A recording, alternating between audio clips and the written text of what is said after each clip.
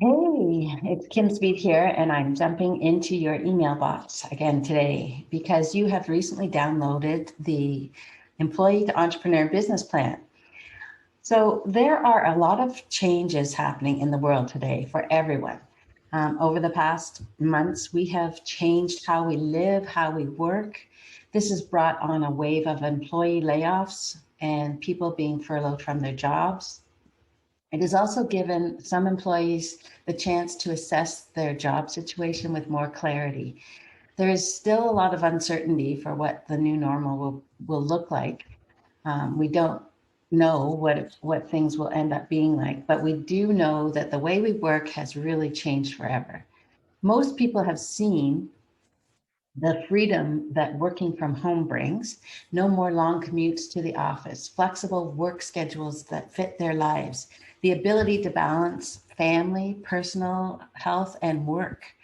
It has been an eye opener for some people that realize maybe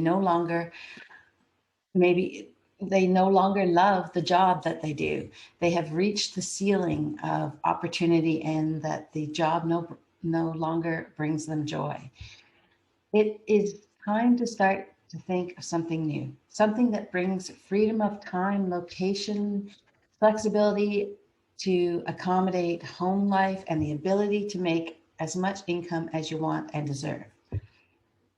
So, this plan is for coaches, consultants, independent contractors, freelancers, service providers. And if you are considering a change from employee to entrepreneur or have already started and want to make it more successful. Having a plan is the foundation that will give you clarity. It will build your confidence and help you build a sustainable business that suits the life you want to be living. So before starting, I want you to take a moment to really envision why you want to create this business. How is it going to change your life? How will it feel to have the time, the lifestyle, and the financial freedom that you really desire? And this plan is going to help you make that vision a reality. So there's no timeline for this completing this plan, but the goal is to lay out a plan to help you achieve your goals. So you should block off some time and find a quiet place to work where you can do some creative thinking. You don't have to have everything finalized. Just get something down so you can revise along the way. Perfection is your worst enemy, and keep it keeps you from starting because it lets you continually say, "Oh, I'm working on my business plan," and then never completing it. So I want to get started right now, and I want to help you by taking you through the plan and giving you a quick example of how a fictitious business that I've created fills it out so that you know what you should be thinking about, what you should be putting in the spaces so that you can get your plan done and get started creating your profitable business this year. Okay, hold on one second. Okay, so this is the document that you downloaded, the Employee to Entrepreneur Business Plan. Turn your talents into your business. So I'm going to just reduce myself from the screen because I want to make the document a bit bigger so that you can see it. So there we go. And let's make this a bit bigger. Okay, so the first part is a little introduction. And then we go right into simple, actionable business plan to transition from employee to entrepreneur. So the first thing, put your business name. And if you're just starting out and you don't have that right now, that's okay. Something may come to you as you're actually doing your plan. The second part is to fill out your business description. And what I want to see here, so what I've done is a business for a fitness coach. So I've put in Fitness by Jane. The next thing that I want is to see you do and think about is actually just simplify and describe what services that you're going to be offering. So um, for um, Fitness by Jane, I put in, I provide personal fitness coaching in person at my studio or virtual one-on-one customized service. So simple. She's going to be providing personal fitness coaching um, at her location or virtually, and it's going to be mostly one-on-one service. The next thing is you put in your vision. So this is, I want you to go back to what you were thinking, why you wanted to have this business. And I want that to be part of your plan. The reason that this is so important is because the whole reason that you're doing this is not to be working, 80 or 100 hours a week. We're past that stage in our lives. We are more interested in having work-life balance and flexibility, and flexibility with our income. So with this vision, I want you to put in what your business is going to do for you and your lifestyle. How's it going to support your lifestyle? So for Fitness by Jane, she is thankful to have her business because she's able to spend time enjoying the things that make her happy. She's able to volunteer with the local track and field team, spend time with her family, and be a support for her elderly parents. And this will give her a steady stream of clients, or she will have a steady stream of clients, both online and in-person coaching. And she will also have a wait list of people who have been referred through word of mouth marketing and no longer have to worry about getting clients. And she will be able to schedule her time with clients around travel that she wishes to do with her husband, to explore the world and take trips 3 or 4 times a year without having to worry about money or dipping into her savings. So that's her vision for her business and why she wants to have it. The next thing that's really important is thinking about who are the people that you're actually going to want to serve.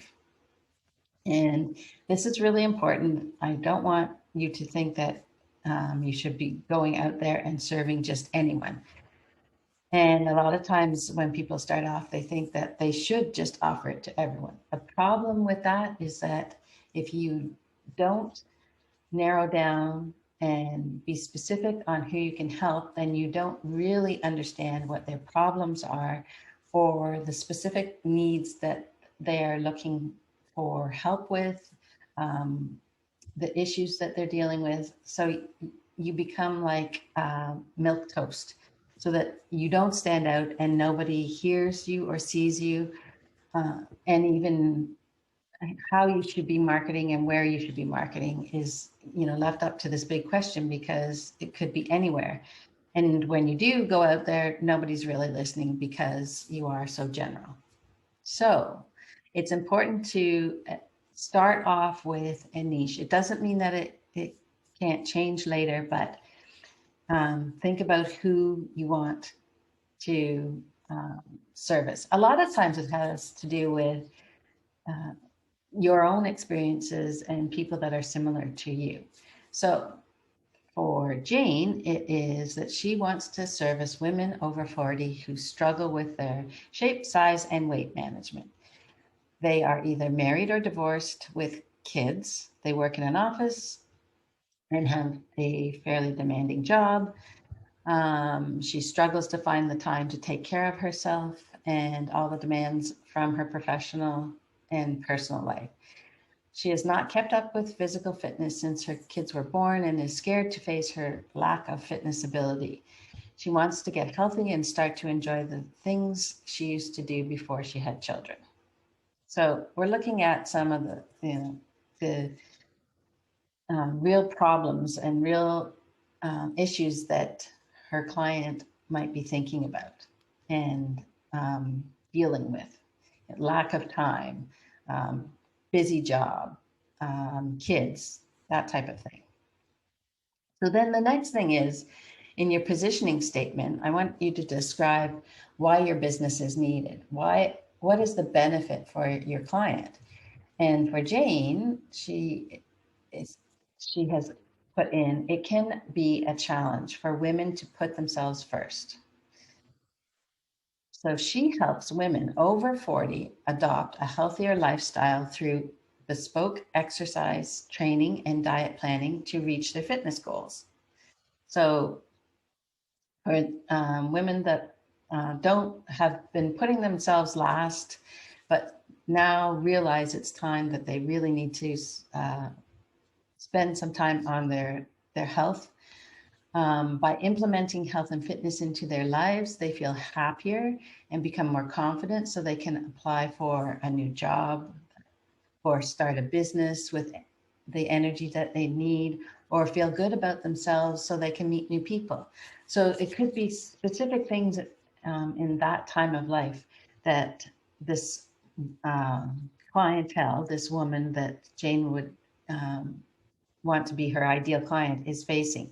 So she could be looking at something like trying to get a new job or a promotion, or maybe start a business.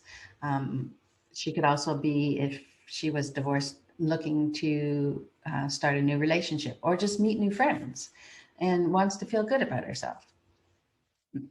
So the next thing is to put in, what is your unique value proposition? So what gives you that advantage? What is your personality or previous experience that can set you apart from others in the same field? So with Jane, she is a 45-year-old woman who has personally lost over 30 pounds herself by following her own plan that she created, that worked with her lifestyle and her fitness ability. Then she went on to become a certified personal trainer and weight loss coach. So she has the credibility and the knowledge through experience and education, which is, makes her stand out and makes her connect with that audience. And then the next thing that I want you to do is actually do some research on the competition that is out there. So I've just put in here research online because I didn't want to get into it, because this could take a little bit of time. So you're going to go onto the onto websites of people with similar businesses and check out what programs they offer. And if you can see if they have packages, what kind of pricing they are offering their packages at, what are they including in their packages, and this will give you an idea of what you can be considering, what could be something that makes you different, that you want to add in, that maybe some of these competitors are missing, so that you could fill a gap. And then also just to see the price range. And not everybody has their prices on their website, but you will find, if you do some digging, that there are some prices and packages that you can see. And what I would say is, don't price yourself at the top or more than what some people are pricing themselves, but also don't price yourselves at the bottom. So if you're really just starting out, then you can start a little bit lower, but I would consider somewhere in the middle is a safe spot, and then you can always increase your prices as time goes on and you feel like you have more experience. So that takes us into products and pricing. So how are you going to, what kind of ways are you going to make your income? What kind of income streams will you have from lowest to highest? And I always like to say, think about your signature offer. What is it that you would be going out there offering people And it would be sort of your core program or your package, or what you think of first when you think about providing service for your clientele. And from there, then I say we have to always think about, something that's a little less than that, and then something that's more than that. Like, what's your big, huge goal that you could go beyond? So with Jane, if you look in the middle, her signature offer is going to be a 3-month training program, one-on-one with her, that includes customized nutritional plan and 3 weekly meetings that she works out with her clients. And this program will be starting at $1,500. Now, taking that as, okay, that's something that that's her goal, to get people to sign up for. Another thing that she should be thinking is, how am I going to get them to have something that's like a sample, a taste, an example of working with me, so that they will go and spend the money on the signature program. So I love offering what I call the MVO. It's your minimum viable offer. And for Jane, what I thought was to give an experience of her training and her nutrition plans. She could do something like 7 ways in 7 days, a week to kickstart your healthy habits.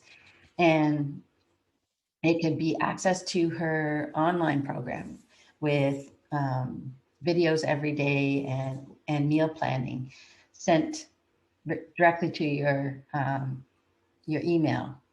And then for that, it could just be a small entry level price, like maybe $27. So it's not a lot of money to invest, but it gives people that, yeah, you know what, I would really like to try this out. And then it gives Jane's, that time to let people know who she is, how she helps, and whether they resonate with her. And then if they're liking her, then she can, let them know about other programs that she has, such as her signature offer. Then I also want people to think about, what is something that you could do that's even bigger than your main offer. And with Jane, it could be that maybe she offers a corporate health and fitness plan. So a corporate training program for companies and their employees to access weekly training in healthy eating, coaching, and to improve their productivity, their attendance, and their attitude for improvement of the company's bottom line. So this could be, a great thing that companies offer to their employees as a benefit, and a way to keep them healthy. They're, with a good mindset, and able to continue doing great work. And this could be a program that's, starts at something like $25,000. So it's really out there, but the same type of thing, where she's helping people and, doing these weekly trainings and meal planning. But she could be doing it online. Maybe she's actually coming into some of the businesses when that's appropriate.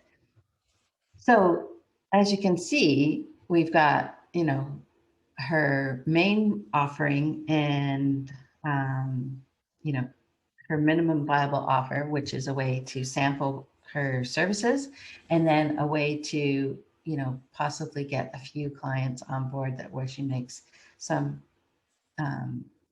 bigger amounts of money all at once. So once you have your products, your pricing, and your clientele, move on to, how are you actually going to find clients? So you have to start to think about now this is another reason why it's so important to decide on who your clientele is, because when you know who they are, you're going to know, or you're going to have a better understanding of where they could be found. And through your research online, that's another thing that you're going to be looking for is, where are these people and what are they, where are they getting answers to some of the problems that I solve. So with Jane, she's found that her clients are on Instagram and they are on LinkedIn. They're also in various networking groups such as COWI, which is the Canadian Association of Women Entrepreneurs and Executives. And what she is going to do to attract these clients is to provide free fitness and nutrition workshops to spotlight her experience and give women a sample of what it's like to work with her. And she's going to share beginner exercises and healthy eating tips that are easy to implement and get some quick results, some small quick results. She's going to do this by going live weekly on her social platforms with tips and advice, which then will lead them to download a free workshop or video that she will provide. And this will help her build her email list. And then she'll also follow up with a nurturing email sequence that invites these people to book a free discovery call. And then with all of that information, you actually have to put some goals together and an action plan. So I like to have goals be something that you're going to do immediately. And then my favorite is the 90-day plan.